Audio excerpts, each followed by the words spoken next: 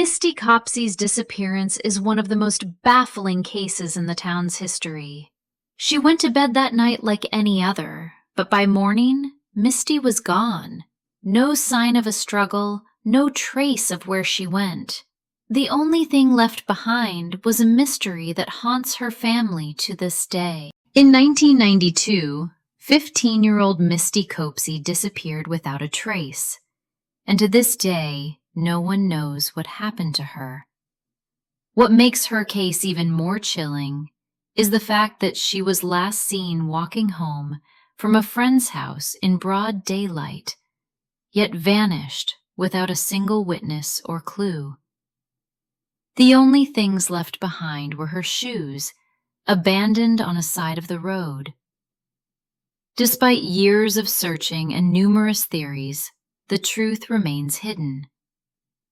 In this video, we'll take you through the haunting details of Misty's disappearance, the baffling twists in the investigation, and the eerie theories that have surfaced over time. Stick with us to uncover a mystery that continues to haunt her family, and find out why this case might still have an unsettling conclusion waiting to be revealed.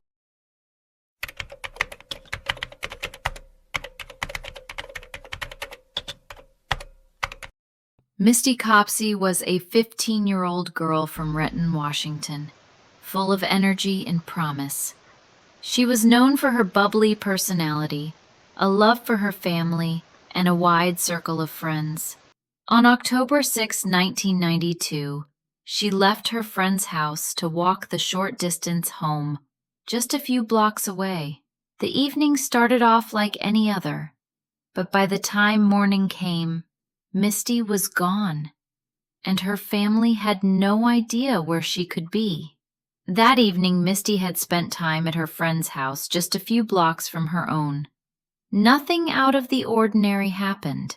Around 9:30 p.m., she left to walk home, just like she'd done hundreds of times before. Her mother, who had been waiting for her to return, noticed that the time was passing, but Misty never came home. At first, her mother thought maybe Misty had just stayed at a friend's house longer than expected. But by the time it reached midnight, her mother was frantic. She called friends, checked nearby houses, and even wandered the neighborhood looking for any sign of Misty, but there was nothing. The street was empty, eerily silent, as if Misty had just disappeared into thin air. When morning came, Misty still hadn't returned, and that's when her mother knew something was terribly wrong. She called the police, and soon the search for the missing teenager began. Officers scoured the area, retracing Misty's last known steps, but there was no sign of her anywhere. They spoke to her friends, her classmates, and even people in the neighborhood, but no one had seen anything unusual or out of the ordinary the night she disappeared. The first clue came when Misty's shoes were discovered by a passerby, lying in the grass along a well-trodden path near the area where she had been walking. They were her favorite shoes, and the discovery sent shockwaves through her family. Why would Misty remove her shoes in the middle of the street, and why would she leave them behind? The shoes weren't just discarded, they had been placed in the grass, carefully positioned in a way that seemed deliberate. It didn't fit with the idea of a teenager running off or leaving voluntarily. The absence of any other trace, such as her bag or any sign of a struggle, left more questions than answers. If she hadn't run away, where was she? And if someone had taken her, why wasn't there any indication of a fight? The next breakthrough came when police uncovered a set of blurry surveillance tapes from a nearby convenience store. Misty was seen walking toward the store in the direction of her home around 9:30 p.m. But there was something strange. After that, she simply vanished from view. No one saw her arrive at her house, No one saw anyone follow her. There were no eyewitnesses to anything unusual happening, no screams or sounds of distress. It was as though Misty had just disappeared into the night. Days passed, and the investigation began to expand. Police initially considered the possibility that Misty had been abducted. They interviewed neighbors, friends, and acquaintances, trying to piece together any interactions or clues that might lead them to the truth. But nothing stood out. No one had seen anyone suspicious in the area, and no one remembered hearing anything that could explain her disappearance. The theory of abduction began to take shape, but as they dug deeper, the details didn't add up. Weeks turned into months, and still no solid leads emerged. The police began to examine the lives of those closest to Misty. Friends were questioned and family members were scrutinized, but everyone had an alibi, and no one seemed to have any reason to harm her. Her family and friends were devastated by the slow-moving investigation, but they continued to hold on to hope. The idea of a stranger taking her seemed impossible, and the police began to entertain other theories that weren't so easily explained. It wasn't until 6 months after her disappearance that another significant lead surfaced. A hiker, far from Renton, stumbled upon a small bag containing Misty's personal belongings. Inside the bag were her wallet, ID, and a few other items that had once belonged to Misty. But what shocked everyone was that it had been found in a remote wooded area, miles from where she had gone missing. How had her belongings gotten so far away from where she disappeared? And why were they in such an isolated location? The discovery was unsettling, casting a darker shadow over the case. As investigators re-examined every possibility, a theory began to take hold. One that suggested that Misty might have known her abductor, or that she had been lured away by someone she trusted. The idea of a stranger abduction was still in play, but the fact that Misty's belongings had been found so far from her route raised even more questions. Was this someone from her life who took advantage of her trust? If so, who? The police worked tirelessly to follow up on every lead, every tip, and every piece of evidence that came their way. But with each passing month, the investigation slowed and the case grew colder. What had started as a frantic search for a missing teenager turned into a long, drawn-out mystery that no one seemed to have the answers to. And then, one day, there was a break. A new lead that could finally reveal what had happened to Misty. The police received an anonymous tip, a detail that had never been mentioned before. Someone who claimed to have seen a man in the area around the time Misty disappeared. The tip didn't provide much detail, but it was enough to reignite the investigation and send shockwaves through the community. But was it enough to finally piece together what had really happened to Misty Copsey that night? Or was it yet another dead end? The truth still remains just out of reach, and the mystery of what happened to Misty Copsey continues to haunt those who loved her.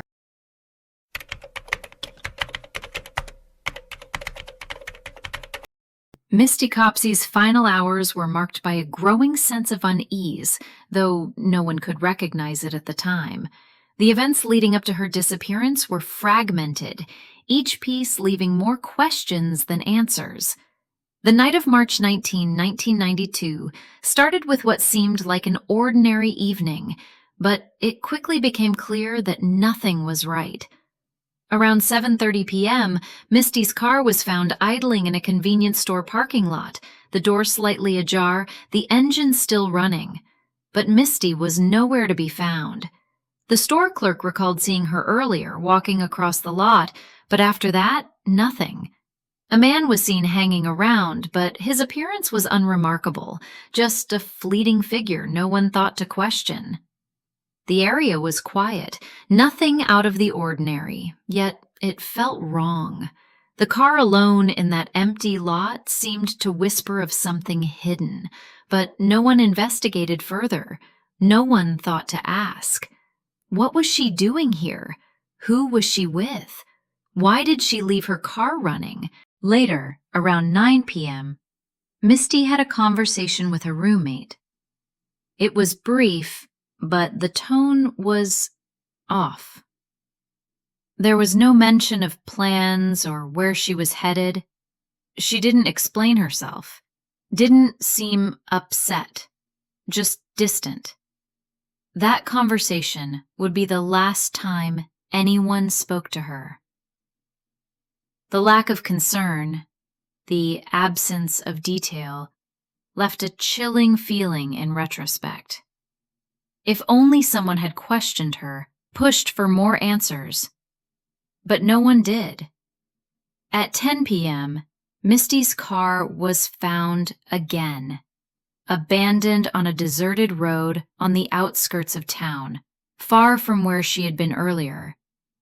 The area was desolate, with nothing to indicate how her car had ended up there. The doors were unlocked, but there were no signs of forced entry or struggle. The car was just there. No one questioned why it was left in such a remote area, or how it had arrived there. The police didn't consider this a critical detail, just a car found in an empty spot. No tire marks, no footprints leading away from it. It was as if Misty had simply vanished into thin air. But the story didn't end with the car. The contradictions and missing details were stacking up. Witnesses gave conflicting accounts of the evening. A neighbor claimed to have heard a scream from a distance around the time Misty had disappeared, but no one could confirm this. Another said they saw a man walking away from the parking lot, but there was no description of him, no identification. A friend mentioned seeing her talking to someone in the parking lot, but couldn't remember any specifics. Each story added another layer of confusion to an already complex case. And yet, no one pressed further. No one seemed to follow up on these contradictory statements or connect the dots. It felt like a slow unraveling of a mystery, but no one cared to hold on to the thread. As the days passed, the investigation seemed to stall. The police, perhaps too quick to assume she'd run away or left voluntarily, didn't treat the case with the urgency it demanded. They didn't push for answers from the people who might know more, those witnesses, the ones who saw things but didn't think to say anything significant at the time. The media, too, let the story slip through their fingers. Misty's disappearance barely made the news, overshadowed by other stories, forgotten just as quickly as it was reported. People moved on, assuming Misty was another runaway or someone who would eventually turn up. But this case wasn't like the others. The absence of action in those crucial hours, the failure to investigate the most obvious leads, made it harder to piece together what had really happened. Misty's case should have been a priority, yet no Amber Alert was issued. No one canvassed the neighborhood for more information, and crucial evidence like surveillance footage from nearby businesses was never reviewed. It wasn't just a missed opportunity. It was a failure to see the signs of something much darker unfolding. As time wore on, all the evidence that might have been gathered in the first critical hours was gone, lost to inaction. The lack of urgency left Misty's family and friends desperate. They were the only ones who continued to search, to question, and to refuse to let her name fade into obscurity. They weren't ready to believe that this was just another cold case, that their loved one could simply vanish without a trace, without any meaningful investigation. But the police had already made their assumptions. Misty was just another person who slipped away, a missing person who would soon be forgotten. And as the weeks went by, the case slowly slipped out of the public eye. But there's one thing that can't be forgotten: the eerie details of that night. The car left in a strange parking lot, the shadowy figure no one bothered to describe, the last conversation with a roommate that felt wrong in hindsight. All those pieces, scattered and ignored, should have meant something. But they didn't, and Misty's fate was sealed with every unanswered question, every ignored lead. She wasn't just another case. She was someone who had been failed by the system, by those who should have cared most. In the next part, we'll delve deeper into the overlooked evidence and witness statements and ask the most important question of all: what really happened to Misty Copsey that night?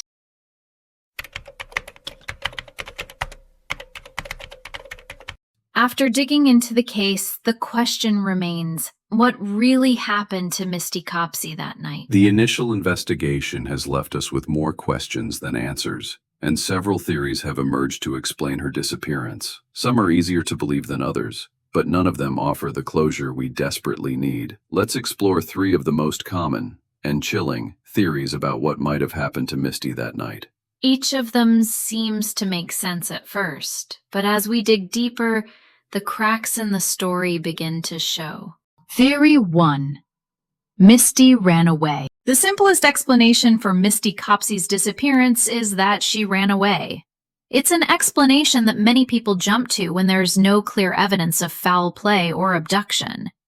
Perhaps the stress from her personal life, the complicated relationships, the pressure she was under, all led her to make the decision to leave everything behind. She could have just wanted to escape. There were brief, vague conversations Misty had with her friends and family in the days leading up to her disappearance, but nothing too unusual, right? Just someone who seemed a bit off. The last time she spoke with her roommate that night, her words were odd. "I'm going to be gone for a while," but nothing too alarming. The casual nature of her goodbye didn't seem to carry much weight at the time, but in hindsight, it felt distant. No warning, no explanation. This theory seemed plausible at first, but when you dig deeper, things start to unravel. If Misty truly ran away, why did she leave all her important belongings, her wallet, phone, and keys, in the car? If she was planning on disappearing, why would she leave such obvious clues behind? More importantly, why would she leave her car in an empty parking lot, still running, door ajar, with no intention of coming back? If she had planned to escape, there would have been some kind of preparation, some signs of her intention to go, yet there were none. What's more unsettling is that if she was planning to run away, why pick such a remote and desolate location to leave her car? If she really wanted to disappear, why not take a route less obvious, less traceable? The more you think about it, the more the runaway theory falls apart. Misty leaving behind her vital belongings and choosing such a conspicuous place to abandon her car doesn't make sense. The theory begins to feel like a convenient way to explain away something that doesn't fit. Theory 2. Misty was abducted. Another theory that was quickly tossed around was that Misty was abducted. This is the kind of story that feels easy to accept. A stranger grabbed her, forced her into a car, and whisked her away. It seems like a simple and terrifying explanation. One moment she's walking through the parking lot, and the next, she's gone. Perhaps someone followed her, maybe even waited for the right moment to strike. But when you start to examine the situation more closely, cracks begin to show. If it was an abduction, where are the signs? There were no screams, no physical signs of a struggle. No one heard anything unusual. No one saw anything suspicious. The car was abandoned, yet it was still running, with the door left wide open. If a stranger had taken her, surely there would have been some physical evidence left behind, like broken glass, drag marks, or even tire tracks, but there was none. It was eerily quiet. What makes this theory even harder to believe is the location where Misty's car was found. No one saw her being taken. There were no witnesses to a struggle. And in a case like this, there are usually signs, a struggle, perhaps a call for help, or something that would indicate that an abduction occurred. But there was nothing. It's as if Misty simply vanished into thin air. And yet, no one could explain how. No one could explain why. As you think about it, the lack of evidence, the absence of a witness, and the calmness with which everything unfolded doesn't fit the profile of a typical abduction. The perfect crime? Or is it simply a theory that's too easy to believe? Theory 3. Someone she trusted was involved. The third theory that started to gain traction was that someone close to Misty, someone she trusted, was involved in her disappearance. This theory focuses on personal relationships, a friend, a family member, or even an ex-boyfriend. People who were close enough to Misty to make her feel comfortable, but also capable of hiding something dark beneath the surface. There were rumors that Misty had met with an old friend just hours before she went missing, someone she hadn't been in touch with for a while. Could this be the person who knew enough about her to manipulate the situation? Maybe something happened during that meeting, an argument, a betrayal, that led to a darker outcome. After all, it's often the people closest to us who have the ability to hurt us in ways we don't expect. In the days after Misty's disappearance, some individuals reported seeing a car that resembled hers parked near the home of this old friend. It was a curious detail that wasn't fully investigated. Why didn't anyone press this lead further? Why wasn't the possibility of this person being involved explored? Was Misty meeting someone she trusted, only to be caught in a situation she couldn't escape? But this theory, too, is full of holes. No one could pinpoint anything solid. No one came forward with any concrete evidence. If Misty had been harmed by someone close to her, surely someone would have said something. Maybe a slip-up, an odd look, or a hint of guilt. But nothing. Silence. The pieces of this theory simply didn't fit. The people who could have known something didn't speak up, and those who could have helped didn't see the warning signs. The possibility of a trusted person being involved remains an unsettling one. But once again, no one had the courage to dig deeper into the people who might have been hiding something. Was it someone she trusted? Or was it simply a case of too much time passing with too few answers? Each of these theories seems plausible at first, but none of them hold up under scrutiny. They each crumble when examined closely, leaving us with more questions than answers. So, what really happened to Misty Copsey that night? Was there something more sinister at play? Something no one has dared to confront? The details don't add up, the theories don't fit, and the investigation still leaves us with a gaping hole. In the next part, we will dive deeper into the inconsistencies in the investigation and the overlooked evidence. We'll break down the gaps that have never been filled, the leads that were never followed. There's more to this story, much more.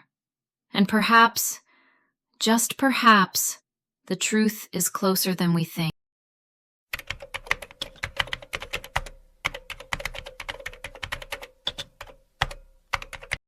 The investigation into Misty Copsey's disappearance is a story of neglect, missed opportunities, and a tragic failure of justice.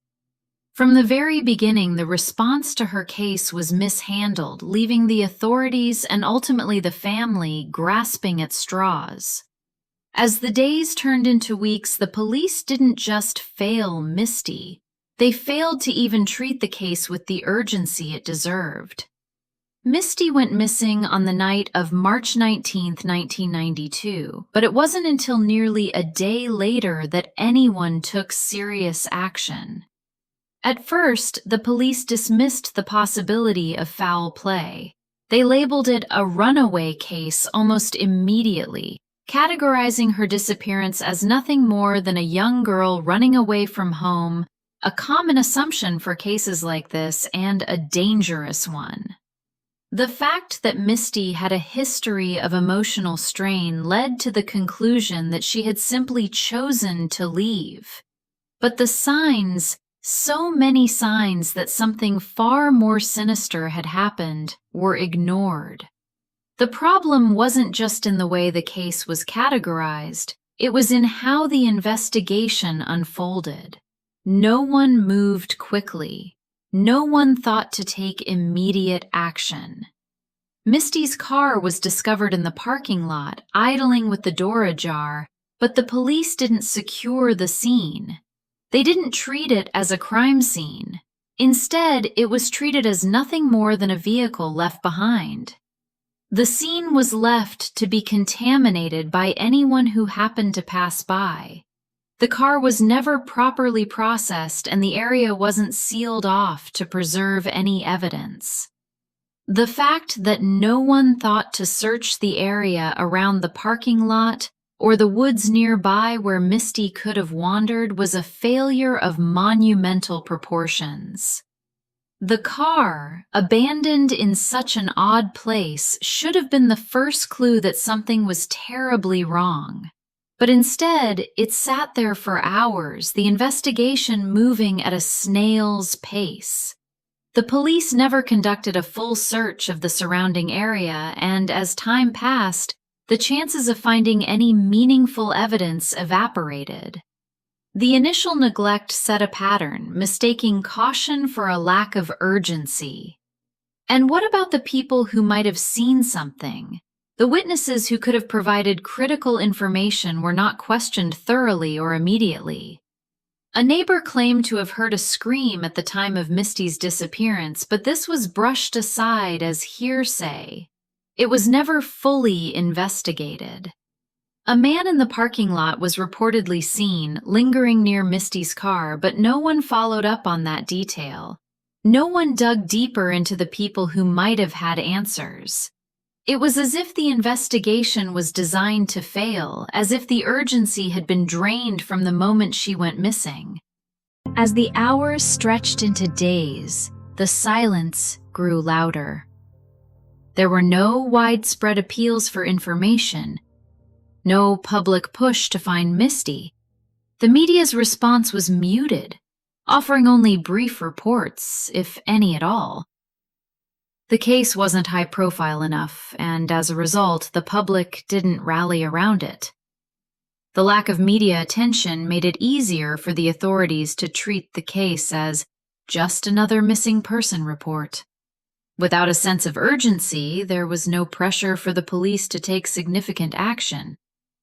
It was as if the case had quietly slipped through the cracks, like so many others that never get solved. By the time investigators started to follow up on witness statements, the trail had gone cold. The man in the parking lot, the person who saw Misty that night, was never identified. The few people who had important information were never questioned properly. Leads were never followed, and the more time passed, the more the case seemed to slip out of reach. It was a slow spiral into hopelessness, a sense that no one was truly invested in finding out what had happened to Misty Copsey. This was the critical turning point. The moment the investigation stalled and began to drift into oblivion. The police assumed they knew what had happened and didn't dig deeper. They never bothered to check the surveillance footage that might have shown critical evidence. Misty's phone records, which could have provided important clues, weren't examined in time. The investigation was allowed to go into a holding pattern, and with each passing day, the case became harder to solve. And then there was the failure to preserve the scene. The car was left unguarded for hours. No one thought to collect evidence from it right away, fingerprints, footprints, even traces of her scent. All were lost. The woods near the parking lot, never searched thoroughly. The door to Misty's life, wide open, and yet no one was willing to step through it. The people who might have known something about Misty's whereabouts were never fully interviewed. The timeline was left incomplete, and nothing was pieced together with urgency. Misty's family, the ones who were closest to her, were the only ones who never gave up. They pushed, they begged, they insisted, but despite their relentless effort, the case stalled. The police didn't move fast enough, and as days turned into weeks, Misty's name faded from public consciousness. The whispers of a runaway story replaced the question of foul play, and that narrative stuck. But with each layer that peeled back, the more it became clear the system had failed Misty. The lack of action, the failure to prioritize, the missed opportunities, it was all there. This wasn't just a case of a missing girl. This was a case of an investigation that never got the attention it deserved. Every delay, every failure to act cost valuable time, and that time was the one thing they could never get back. In the next part, we'll dig deeper into the overlooked details, the lost leads, and the critical moments that could have changed everything. What if someone had done things differently? What if the right questions had been asked in time? The investigation may have been mishandled, but the truth is still out there, hidden in the mistakes of those who were supposed to protect her.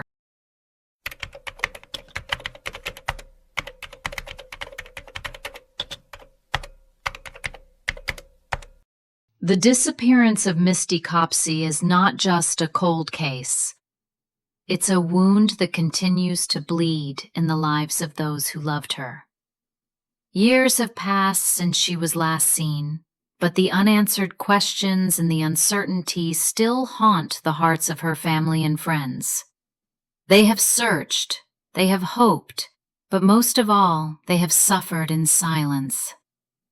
From the moment Misty went missing, her family was thrust into a nightmare they couldn't wake up from. Her parents, who had hoped for a peaceful life for their daughter, suddenly found themselves in an unimaginable world of police reports, missing posters, and sleepless nights. For months, they clung to the idea that Misty would be found, that somehow, against all odds, she would come home. But that hope slowly withered as the investigation dragged on. The leads grew colder, and the reality of the situation began to set in. Her mother, heartbroken and determined, never stopped searching. She put up posters, reached out to the media, and talked to anyone who would listen. Every day that passed without news was like a dagger to her heart. The questions never stopped. Where was Misty? What happened to her? Who could have done this? And with each unanswered question, the pain only grew. Her father, too, faced the crushing weight of not knowing. The hardest part wasn't just that his daughter was missing, It was the constant reminder that time was slipping away. The police had failed to take action quickly enough. The case was mishandled from the start, and with each passing year, the chance of finding Misty alive seemed to slip further away. But no matter how much time passed, her family never stopped hoping. Even when others started to forget, they kept pushing forward. They held on to the smallest glimmer of hope, refusing to let it die. As the years wore on, the emotional toll on Misty's family only deepened. There's a unique kind of grief that comes from not knowing. No body, no closure, no peace. It's a grief that lingers, unhealed, eating away at the soul. They've endured countless sleepless nights, countless moments where they wanted to scream, "Why?" But no answers ever came. Every time a new lead surfaced, they would allow themselves a fleeting moment of hope, only to watch it dissipate when the trail grew cold again. Misty's mother still wears her daughter's face on her heart, a constant reminder of the girl she lost but never gave up on. The family keeps Misty's memory alive through small, personal acts, keeping her room the same, holding onto her things as if she might walk back in at any moment. But with each passing year, the void grows. The birthday cards go unanswered, the phone calls that never come. The ache is constant, but it's also a quiet, invisible wound that others can't see. They don't understand the weight of the silence, the way every holiday, every family gathering is marked by the absence of someone who should have been there. The community, too, has been affected by Misty's disappearance. Friends and acquaintances have all struggled with the loss. The empty spaces in the lives of those who once shared moments with her, who once laughed and spent time together, are now filled with sadness and confusion. Misty's name still circulates in whispers, in hopes of a breakthrough, in moments when the case resurfaces, even if briefly in the news. But the world moves on, and Misty's case slips further into the shadows. Her family's fight to keep her story alive is a battle against time, against a world that seems to forget the missing. There are no new leads, no closure, no justice. There are only the memories of what once was. The young woman with so much life ahead of her, taken, without reason, without mercy. The tragedy isn't just in the loss of Misty, it's in the unending silence that follows. The questions that never find answers, and the constant reminder that the world doesn't always stop when someone disappears. The agony of wondering what happened, of never knowing what became of your loved one, is a pain that never fades. For Misty's family, it's a daily struggle, keeping hope alive while dealing with the crushing weight of reality. They fight not just for answers, but for the memory of the girl they once knew, the girl they still love. Each year that passes without answers only deepens the wound, but it also strengthens their resolve. They won't give up, they won't stop fighting for the truth. Because to let go would mean letting go of her, and that's something they can never do. In the next part, we'll look at the unanswered questions, the details left unexplored, and how the case is still very much alive in the hearts of those who have never stopped searching. Because as long as there are questions, as long as there is doubt, Misty's story isn't over, and the truth, whatever it may be, might still be waiting to be uncovered. Over the years, Misty Copsey's case has remained a haunting mystery, kept alive by the tireless efforts of her family and the ongoing public interest. Despite the lack of new evidence, there have been attempts to keep the case in the public eye, with campaigns and calls for justice continuing to resurface, hoping for a breakthrough. Advances in DNA analysis and forensic technology have provided hope that with the right evidence, something could still be uncovered. Old evidence is periodically re-examined with the latest forensic techniques, and the hope that a single clue might finally be found keeps her family going. However, the painful truth is that crucial pieces were never collected at the time. The absence of witnesses, the failure to secure the scene, and the mishandling of evidence early on have left a void too wide to cross. Misty's case, like so many others, sits in a pile of cold cases waiting for a spark of new information. If only the right questions had been asked sooner. If only the investigation had moved with urgency, maybe those tiny fragments of evidence could have been pieced together. What if someone had pushed harder for answers in those first crucial days? Could Misty have been found? Could the mystery have been solved before time allowed it to slip further into the shadows? Now, years later, with the technology and knowledge to crack old cases, it's a painful reminder of the missed opportunities. The family is left wondering, if we had just one more witness, one more piece of evidence back then, would we be standing here today with answers? That question lingers as the hope for closure becomes more fragile with each passing year.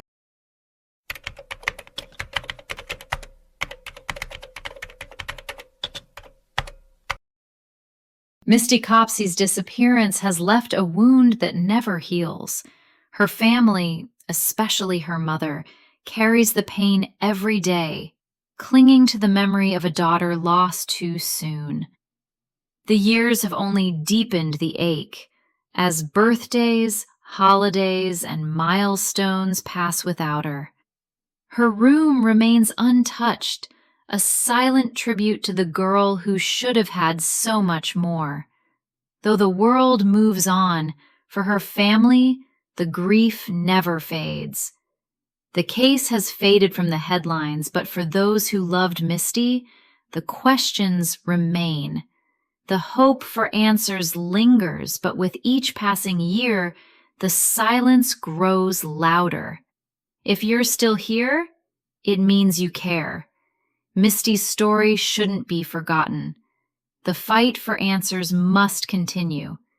Like, comment, and share this video to ensure her case stays alive in the public's mind. Don't let her name fade into the past. Follow this channel because the truth is still out there, and it's up to all of us to keep searching.